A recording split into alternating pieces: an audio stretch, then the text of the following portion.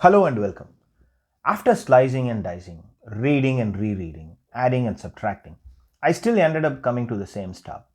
No matter which direction you go, the Supreme Court nomination is not a winning hand for the Republicans. You gain evangelical voters in multiple pockets, only to lose white women across the board. You gain Catholic votes by a small margin, and you end up losing a big chunk of voters who are dependent on Affordable Care Act.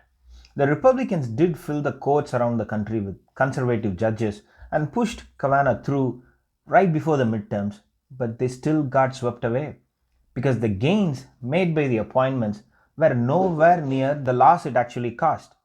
So, why would Republicans deploy the same strategy that handed them the worst loss in decades? I'm talking about the 2018 midterm loss. Two things. Number one, nothing is working for them against the Joe Biden led Democratic Party. Literally nothing. The lead Biden had has been holding steady for months now. Polls released today show Biden leading in all the battleground states, not just one, all the 10 battleground states. He is 1 point behind Trump in Texas, tied with him in Georgia, and has a comfortable lead over him in Arizona. These are red states that should have never been in play, but they are. And if that's the state in the South, you can forget the Midwest. Now, top that off with close Senate races in North Carolina, South Carolina, Colorado, Maine, Iowa, and the near certain loss in Arizona. From Mitch McConnell's standpoint, what do you have to lose if everything is lost already? Dems are already flooded with money.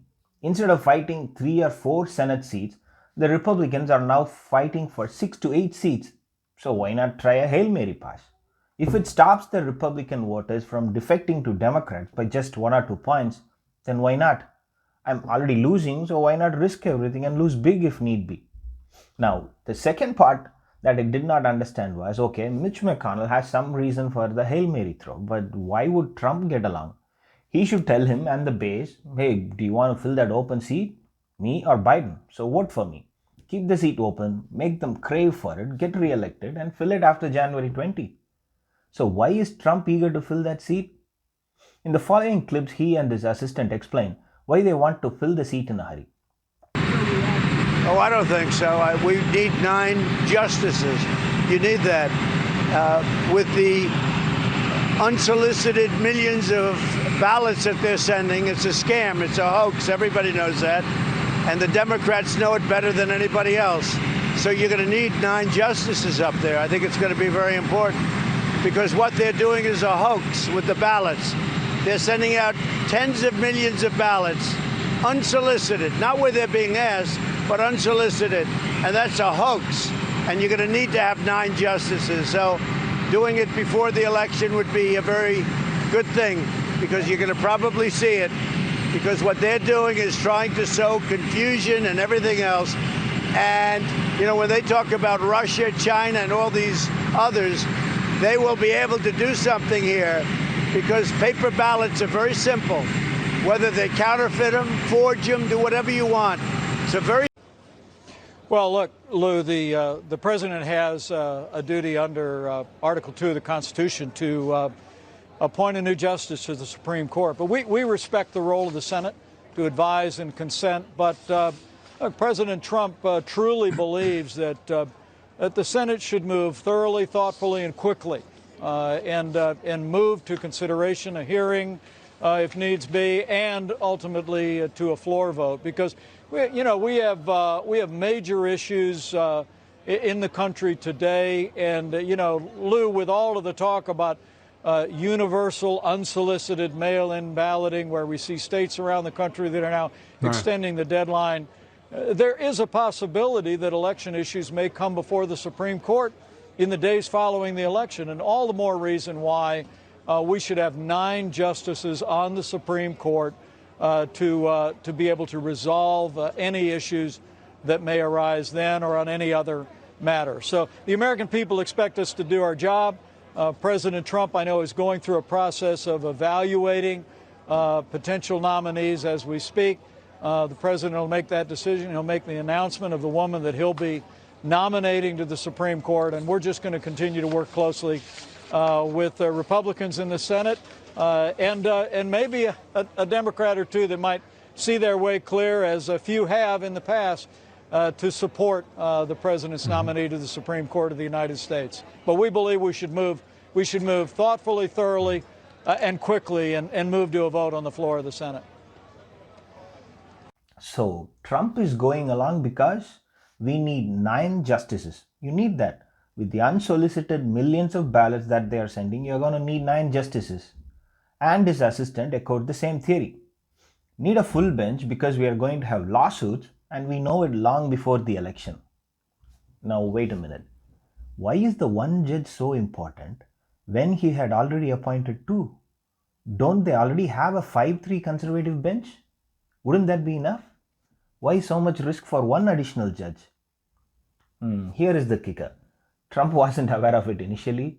He always needs some hand to understand. These are people with a head. They are Supreme Court justices, not clones, and they are appointed for a lifetime.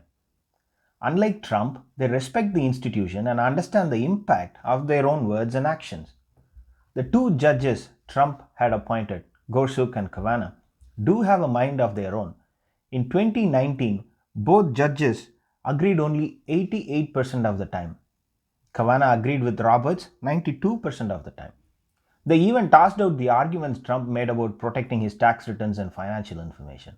So Trump is not sure that the 5-3 bench will necessarily be on his side if and when he needs them.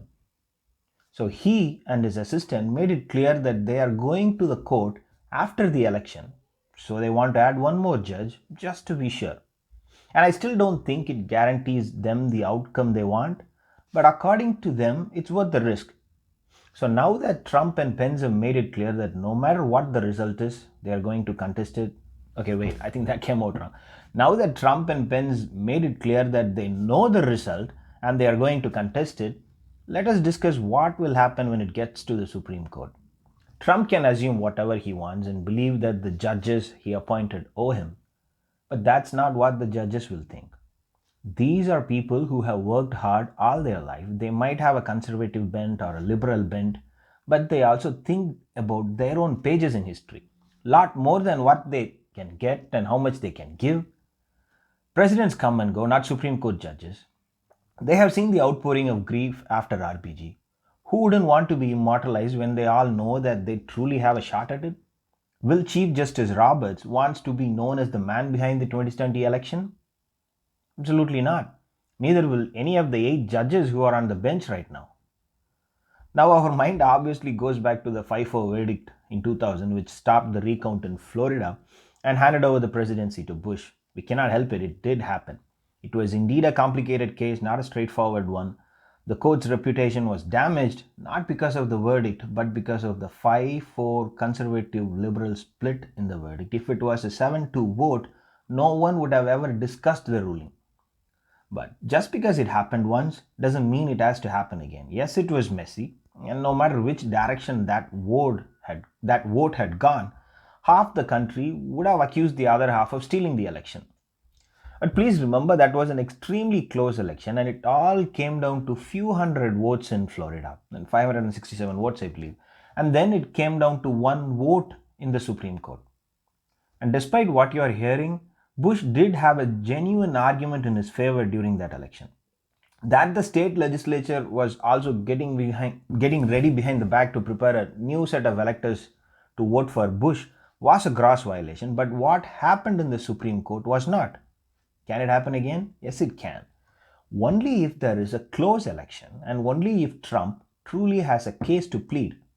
Made-up arguments will certainly get tossed out the moment they arrive, even with the 6-3 bench. And there will be no arguments if Biden wins by 350 or 400 electoral votes. Trump's grand plan still has plenty of holes in it. To even make a proper case to the Supreme Court, a winnable case, he needs a close election where the whole thing is down to 1 state and few thousand votes. If that does not happen, which I believe has no chance to happen, considering the direction GOP is already heading, Trump assuming that the court will do whatever he wants will true only in a Kellyanne Conway reality, not in the real world. That's it, folks. Biden has to win, and he has to win big. And never forget, even if everything plunges into chaos, whoever has the Congress wins. And everyone, including Trump, knows where the Congress is headed. Some people understand that everything that they do has a good chance to fail, but they will still do. And that's exactly what we also need to do. Just keep moving forward, even if it looks like we are being forced to move backwards. Thanks for watching.